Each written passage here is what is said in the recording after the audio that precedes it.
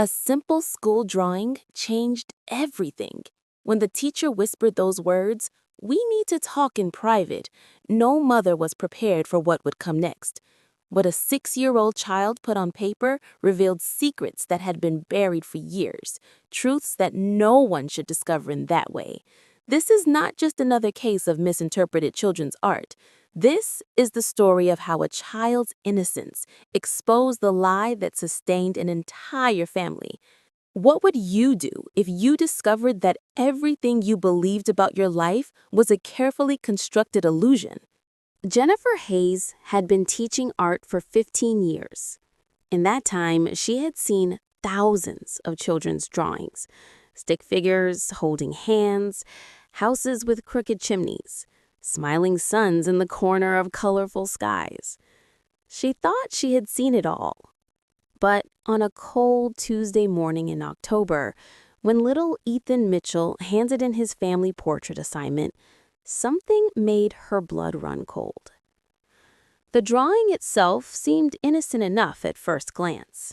A typical family scene: 3 figures standing in front of a house: Daddy, Mommy, and me. The kind of drawing that covered refrigerators in homes across the country. But Jennifer had been trained to look deeper, to see what children were really saying when they put crayon to paper. And what she saw in Ethan's drawing made her hands tremble. The father in the picture had blonde hair, bright, unmistakable blonde hair, carefully colored with a yellow crayon. Blue eyes, drawn with deliberate detail, unusual for a 6-year-old. And there, on the face of the drawn father, was a scar. A thin line running from the eyebrow to the cheek, marked with a dark crayon and labeled in Ethan's shaky handwriting, "Daddy's special mark."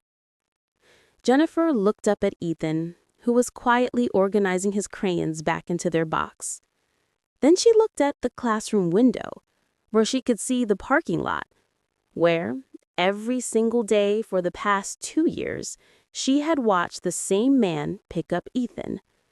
A man with dark brown hair. A man with green eyes. A man with no visible scars on his face. But it was the words written at the bottom of the drawing that truly disturbed her. In that uncertain, wobbling script of a child just learning to write, Ethan had printed, "Daddy went away when I was 2." Jennifer felt her heart hammering in her chest. She had seen cases of parental abduction. She had attended workshops on identifying signs of family trauma. Was she looking at evidence of a missing father? A kidnapping? Something worse? She knelt down beside Ethan's desk, keeping her voice gentle and calm.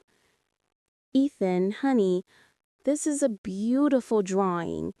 Can you tell me about the people in your picture?" Ethan looked up at her with those wide, innocent eyes. "That's my family, Miss Hayes." "And who is this?" Jennifer pointed to the blonde figure. "That's my daddy." Ethan's voice was matter-of-fact, as if it were the most obvious thing in the world. "And does your daddy have blonde hair?" Ethan nodded seriously. "Yes, and blue eyes, like the sky. And he has a special mark right here." The boy touched his own eyebrow, tracing down to his cheek, exactly where the scar appeared in the drawing. Jennifer's mind raced. The man who picked up Ethan every day was Robert Mitchell. She had met him dozens of times. Dark hair, green eyes, no scar on his face. He signed Ethan in and out of school. He came to parent-teacher conferences with Claire, Ethan's mother. He was listed as Ethan's father on all school documents. "Ethan, who picks you up from school every day?" The boy was confused. "Daddy does. Daddy Robert."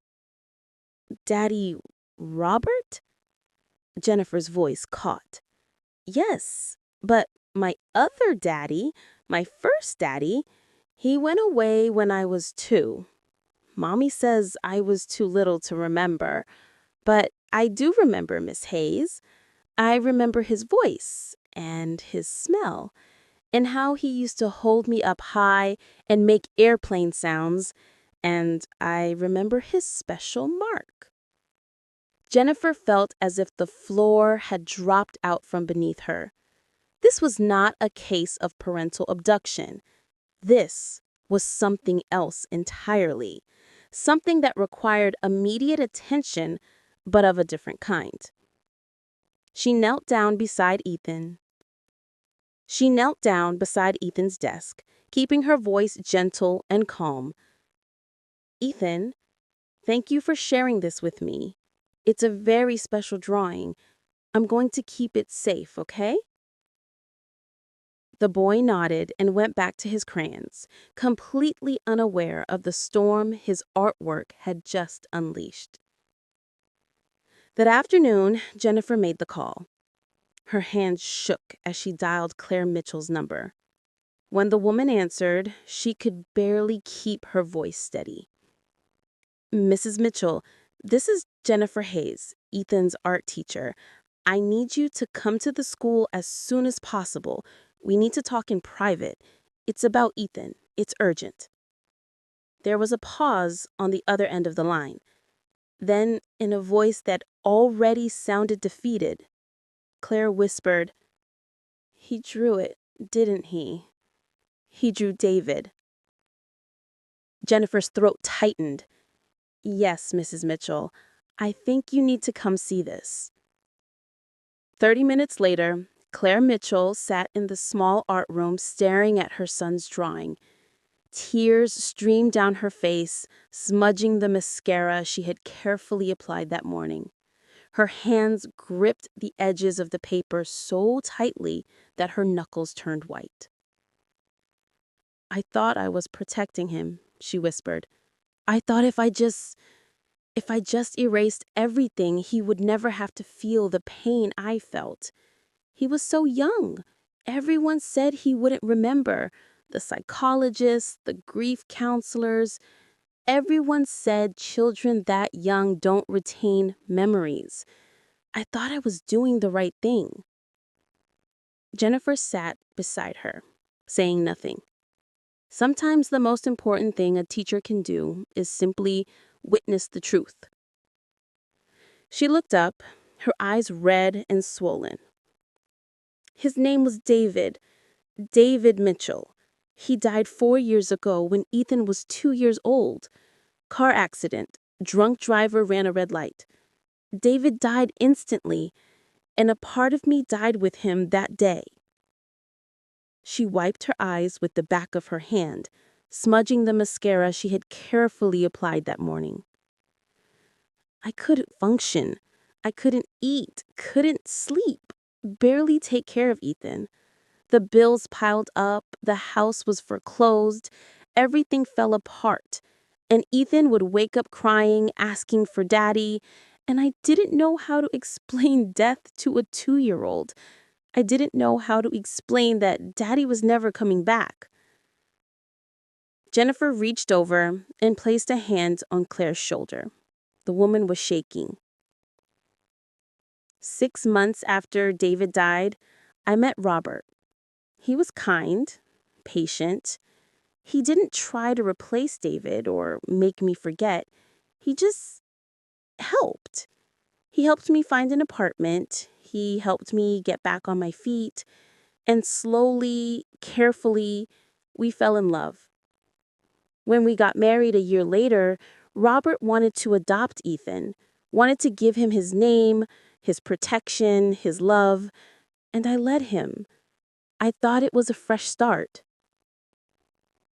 I packed away all of David's things, every photo, every memory, every piece of evidence that he ever existed. I moved us to a new town, started over completely. I told myself I was protecting Ethan from grief, but the truth is, I was running away from my own pain. I was erasing David because I couldn't bear to remember him. She looked back down at the drawing. at the blonde hair and blue eyes and the carefully drawn scar. David got that scar in college, bar fight. He was so embarrassed by it. But Ethan, somehow, he remembers it. How is that possible? He was only 2 years old. Jennifer shook her head slowly. Mrs. Mitchell, children remember more than we think, not always in clear, coherent ways, but in fragments, in feelings, in the way a voice sounded or how someone held them. Memory is more complex than we understand. Claire let out a sob. What have I done? David's parents, they're still alive. They never got to see their grandson grow up. I cut them off completely. Told them it was too painful, that Ethan needed a fresh start. But the truth is, I was selfish. I couldn't face them, couldn't face the reminder of what I lost. So I took away their grandson. I took away Ethan's grandparents, his aunts and uncles, an entire family that loves him and wants to know him. The art room was silent, except for Claire's quiet crying. Outside, children laughed on the playground, oblivious to the heavy. Dr. Sarah Martinez had been a child psychologist for 12 years. She had worked with children dealing with divorce, abuse, neglect, and every form of trauma imaginable. But the case of Ethan Mitchell presented something unique, something that challenged everything she thought she knew about early childhood memory. She sat across from the 6-year-old in her office, a room carefully designed to be welcoming and non-threatening. Soft lighting, comfortable chairs, toys, and art supplies scattered around. Ethan seemed relaxed, playing with a set of wooden blocks, building what appeared to be a house. Ethan, Dr. Martinez said gently, your mom tells me you've been having some dreams lately. Dreams about a man with blonde hair. Ethan didn't look up from his blocks. They're not dreams. They're rememberings. Rememberings? Dr. Martinez leaned forward slightly. Yeah, things I remember from before, when I was little. Can you tell me about these rememberings? Ethan was quiet for a moment, carefully placing another block on his structure. Then, in that clear, honest way that only children can speak, he said, I remember my first daddy, Daddy David. He had yellow hair and blue eyes and a special mark on his face. And he smelled like coffee and something else, something sweet. And his voice was different than Daddy Robert's voice, lower. And he used to sing to me at night, a song about stars. Dr. Martinez felt a chill run down her spine. She had Claire's accounts of David Mitchell. She knew the details, the blonde hair, the blue eyes, the scar from a college bar fight. But the other details, she needed to verify them. What else do you remember about Daddy David? He wore a watch, a big watch, and it made a ticking sound when he held me. Tick, tick, tick, like a clock. And he had big hands, bigger than Daddy Robert's hands, and he used to lift me up really high, way up to the ceiling, and I would laugh and laugh. Ethan's face lit up with the memory, a genuine smile spreading across his features. And he had a car, a loud car. It went vroom, vroom, really loud. And the seats were red, bright red. And sometimes he would let me sit in the front seat when we weren't driving, and I would pretend to drive, and he would make engine sounds. Dr. Martinez was writing notes rapidly. These were specific, concrete details, not the vague, dreamlike quality of false memories or fantasies. These were real memories, retained from when Ethan was between 18 months and 2 years old. After the session with Ethan, Dr. Martinez called in Claire, the mother. The mother looked exhausted. dark circles under her eyes suggesting sleepless nights. "Mrs. Mitchell, I need you to tell me some things about David, specific things." Claire nodded wearily.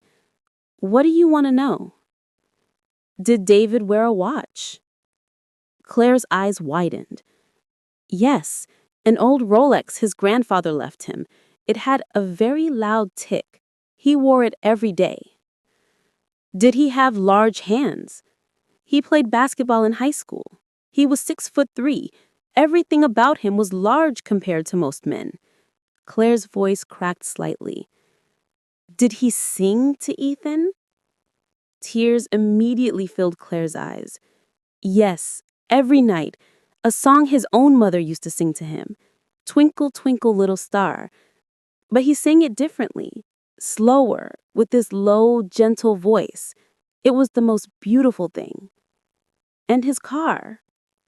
Claire let out a sob. "A 1973 Mustang, his pride and joy. Cherry red interior. That car was so loud you could hear him coming from 3 blocks away. He loved that car. He died in that car." Dr. Martinez set down her pen and looked at Claire directly.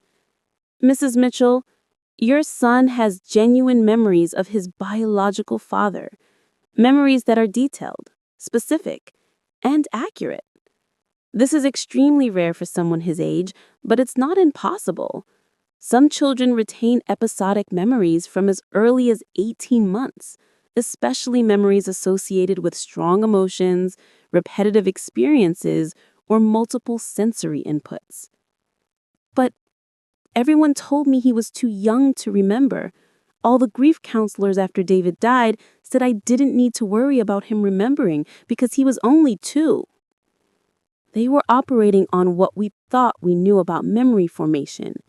But recent research has shown that some children can retain fragments of memories from very early childhood, especially if those memories are reinforced or if they're tied to significant emotional experiences. Ethan's memories of his father are precisely that kind of memory. The daily rituals, the songs, the physical sensations, the smells, these created deep neural pathways that didn't fade the way we expected them to." Claire put her face in her hands. "What does this mean? What do I do?" Dr. Martinez spoke carefully, choosing her words with precision. "It means that Ethan has been living with a cognitive dissonance. He has memories that don't match the narrative he's been given about his life. He remembers a blonde man who loved him, but he's been told that Robert is his only father. His mind has been trying to reconcile these 2 truths, and it's causing confusion and psychological stress." "Is that why he's been having nightmares? Why he's been acting out at school?" "Most likely, yes. Children process complex emotions through play and art, which is why his drawing was so significant. He was trying to make sense of something that adults told him didn't exist." Claire looked up, her face pale. "What do I need to do?" "You need to tell him the truth, the full truth, about David, about how he died, about who he was. And you need to reintroduce David's family into Ethan's life if they're willing and if it's safe to do so. His parents, David's parents, I haven't spoken to them in 3 years. They tried to maintain contact at first, but I pushed them away. I told them it was too hard, that Ethan needed stability. But the truth is, I couldn't face them, couldn't face their grief on top of my own grief." Dr. Martinez leaned forward. "Mrs. Mitchell, I understand that you were in an impossible situation. You lost your husband traumatically. You were drowning in grief while trying to raise a toddler alone. You made decisions that you thought were protective.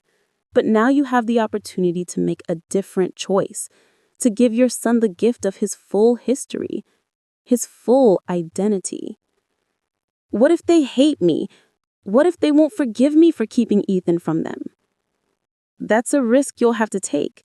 But I suspect that grandparents who have been missing their grandson for 3 years will be willing to work through a lot to have him back in their lives. Claire sat in silence for a long moment, processing everything. Finally, she spoke in a whisper. "There's something else, something I haven't told anyone." Dr. Martinez waited, giving her space. "Robert doesn't know about David's family. He knows David existed, knows he died, but he doesn't know that I cut off all contact with David's parents. He thinks they moved away, that they weren't interested in being involved. I lied to him. For 3 years, I've been lying to my husband about this." "Why?" "Because I was ashamed. Because I knew what I'd done was wrong, but I couldn't figure out how to fix it. So I just kept lying, kept pretending. And now it's all coming apart." Dr. Martinez chose her next words very carefully. "Mrs. Mitchell, your marriage is not my primary concern. My primary concern is Ethan's psychological well-being. However, I will tell you this. Children are incredibly perceptive. They can sense when something is wrong, when adults are hiding things. If you want to create a healthy, honest environment for your son, that starts with being honest with your husband." Claire nodded slowly, tears streaming down her face again. "I need to tell Robert everything. Tonight, before I lose my courage." "That would be wise, and I recommend that both of you come in for a session together. We need to create a unified plan for how to approach this with Ethan and how to potentially reconnect with David's family." As Claire left the office, Dr. Martinez sat back in her chair, thinking about the complexity of human memory, grief, and the lies we tell ourselves in the name of protection. That evening, Claire sat Robert down in their living room after Ethan had gone to bed. She told him everything about erasing David from their home, about cutting off his parents, about the lies and omissions that had built up over 3 years. Robert's reaction was not what she expected. He didn't yell, he didn't storm out. Instead, he sat very still, his face unreadable. The call to David's parents was the hardest thing Claire had ever done. Harder than burying her husband. Harder than admitting her lies to Robert. Harder than anything she had faced in her entire life. She dialed the number she had blocked 3 years ago, her hands shaking so badly that Robert had to steady them. The phone rang once, twice, 3 times. Then a woman's voice answered. "Hello?" Claire's throat closed up. She couldn't speak. "Hello? Is someone there?" "Linda," Claire finally managed to say. "It's Claire." There was a long, heavy silence on the other end of the line. "Claire." Linda Mitchell's voice was flat, devoid of emotion. "It's been 3 years." I know it has. Linda, I need to talk to you. About Ethan. Is he okay? Is something wrong?" The flat tone immediately shifted to concern, the instinct of a grandmother overpowering everything else. "He's physically fine. But Linda, something happened. Something that made me realize I've made a terrible mistake, and I need to try to fix it. If you'll let me." "What kind of mistake?" Claire took a deep breath. Ethan drew a picture at school. A picture of David, with perfect detail, blonde hair, blue eyes, the scar. He remembers him, Linda. He remembers your son. And I've been telling him his whole life that Robert is his only father. I've been erasing David from his history, and I'm so sorry." She could hear Linda breathing on the other end of the line. Then softly, "You told us we couldn't see him. You said it was too painful. You said Ethan needed a fresh start." "I know. I was wrong. I was drowning in grief and I made decisions that hurt everyone. I hurt you and James. I hurt Ethan. I hurt David's memory and I can't take it back. But I'm calling now to ask, to beg for the chance to make it right. How do we know you won't just disappear again?" Linda's voice was cautious now, protective. You don't, Claire admitted. You have every reason not to trust me, but I'm in therapy now. Ethan is seeing a child psychologist, and my husband, Robert, he's supportive of reconnecting. We want to do this right, for Ethan's sake. She could hear muffled conversation on the other end of the line, James and Linda talking to each other with the phone covered. Finally, Linda came back on. We want to see him.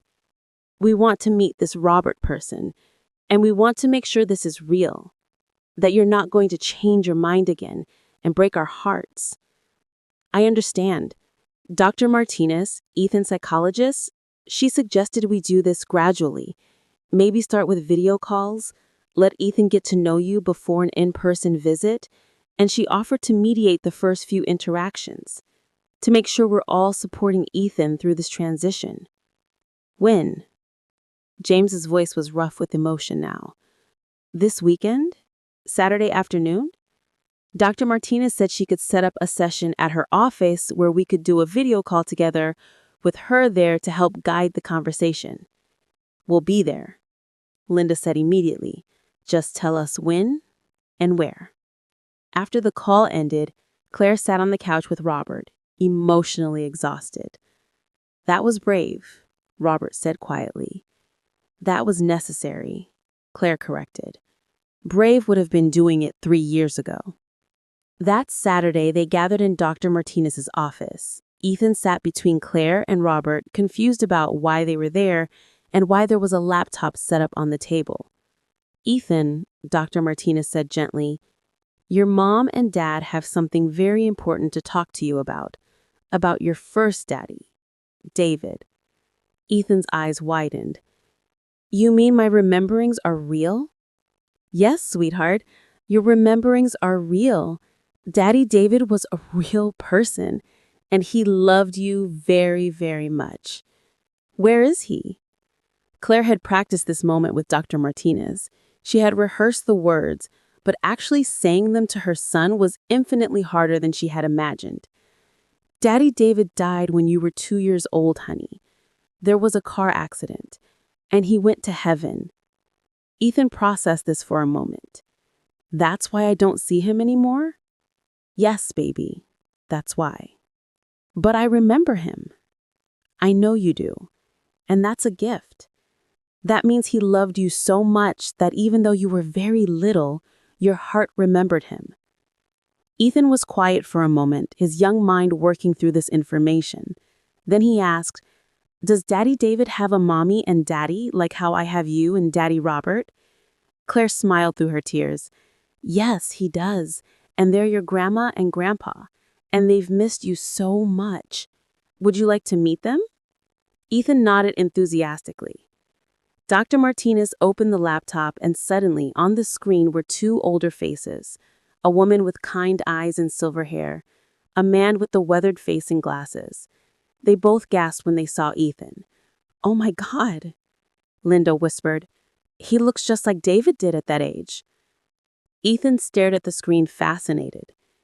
Are you my Daddy David's mommy and daddy? Yes, sweetheart, Linda said, her voice breaking. We are. We're your Grandma Linda and Grandpa James. Do you remember Daddy David too? Oh yes, James said. We remember everything about him, and we have so many stories to tell you about what he was like when he was a little boy, just like you. Did he like dinosaurs? I really like dinosaurs. Linda laughed, a sound of pure joy mixed with tears. He loved dinosaurs. His favorite was the T-Rex. He had toy dinosaurs all over his room. Me too. T-Rex is the best because he's big and strong, but also a little bit scary. And just like that, the ice was broken. Ethan began asking questions, a flood of curiosity about the father he barely remembered, but had never forgotten. Linda and James answered each question with patience and love, painting a picture of David Mitchell as a real person, not just a memory or a ghost. Claire watched this unfold, her heart breaking and healing at the same time. She looked over at Robert, who squeezed her hand supportively. After 30 minutes, Dr. Martinez gently intervened. Ethan, I think that's enough for today, but Grandma Linda and Grandpa James would love to talk to you again next week. Would you like that? Ethan nodded enthusiastically. Can they tell me more about Daddy David and his dinosaurs? Absolutely, James said. We have boxes and boxes of his old toys. Maybe one day soon you could come visit us and see them. After they said goodbye and closed the laptop, Ethan looked up at Claire. Mommy, why didn't I know about them before? Claire knelt down to his eye level. Because Mommy made a mistake. A big mistake. When Daddy David died, I was so sad that I tried to make all the sad things go away. But I went too far. I made Grandma Linda and Grandpa James go away too. And that was wrong. And I'm so, so sorry. Ethan thought about this. But you're fixing it now? Yes, baby. I'm trying to fix it now. Okay, that's good. And with the remarkable resilience of children, Ethan hopped off his chair and asked if he could play with the toys in Dr. Martinez's office. Over the following weeks, the video calls continued. Ethan learned about his father through stories. David's love of basketball, his terrible singing voice, except for lullabies, his obsession with his red Mustang, his terrible jokes, his enormous heart. Linda and James sent care packages, photos of David as a child, some of his old toys, a blanket that David had loved as a baby. Each item was a piece of history, a thread connecting Ethan to the father he barely remembered but had never forgotten. 2 months after that first video call, Linda and James made the 6-hour drive to meet Ethan in person. The meeting was arranged at a neutral location, a park, with Dr. Martinez present to provide support if needed. When Ethan saw them in person for the first time, he ran straight to them, without hesitation. Linda dropped to her knees and wrapped him in her arms, sobbing openly. James stood behind her, one hand on her shoulder, tears streaming down his weathered face. "You're real," Ethan said, his small voice full of wonder. "You're really real." "Yes, sweetheart," Linda whispered. "We're really real, and we love you so, so much." Claire watched from a distance, Robert's arm around her waist. "I can never make up for the time they lost," she said quietly. "No," Robert agreed, "but you can make sure they don't lose any more time. That's what matters now." The day was filled with laughter and tears. Ethan showed his grandparents his favorite playground equipment. They pushed him on the swings, they played hide and seek, they had a picnic lunch where Ethan learned that his daddy David had also hated broccoli, which made him laugh with delight. Before they left, James pulled Claire aside. His face was serious, and she braced for anger, for recrimination. Instead, he said, "Thank you for giving us this, for letting us back into his life. I don't know if I can ever fully forgive you for the years we lost, but I'm willing to try, for Ethan's sake." "I know," Claire nodded, unable. Sometimes the truths we bury don't stay buried. They find their way to the surface in unexpected ways, through a child's drawing, through impossible memories, through the persistent, relentless power of love that transcends death and time and even our best attempts to erase it. Claire Mitchell thought she was protecting her son by erasing his past. Instead, she was stealing his history, his identity, his right to know where he came from. But when confronted with the truth, she made the hardest choice. The choice to face her own pain, her own mistakes, and try to make them right. The journey wasn't easy. There were difficult conversations, painful admissions, tears and anger and grief that had been suppressed for years, finally finding release. But slowly, piece by piece, they rebuilt what had been broken. They created a new kind of family, one that honored the past while building a future. Ethan grew up knowing both his fathers, the one who gave him life and the one who chose to love him. He grew up with grandparents who adored him and filled his head with stories of the man he resembled but barely remembered. He grew up whole, with all the pieces of his identity intact. And Claire learned that protection sometimes means facing the very pain we want to shield our children from.